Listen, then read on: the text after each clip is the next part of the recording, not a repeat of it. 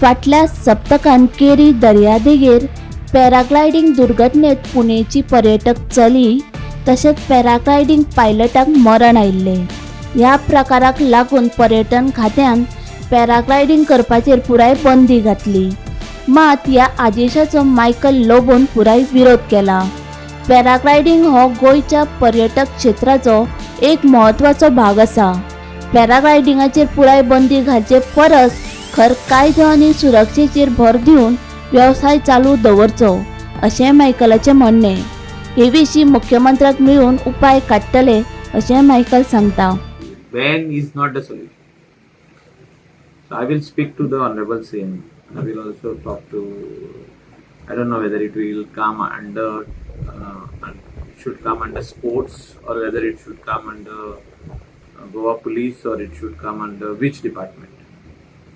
So paragliding is an activity which there are enthusiasts who are interested to learn or who are interested to do paragliding, who are already paragliders. There is a big festival of paragliding which happens in Himachal. I was the chief guest in the year 2018. Himachal International Paragliding Festival happens.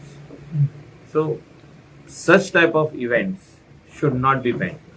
It is wrong on the part of the government to ban such a activity, which I fully agree there was a death, and I am sympathetic to that particular thing which has happened, this particular death which happened because of whatever could be the reason, the rope or the wire gave way and there was a death.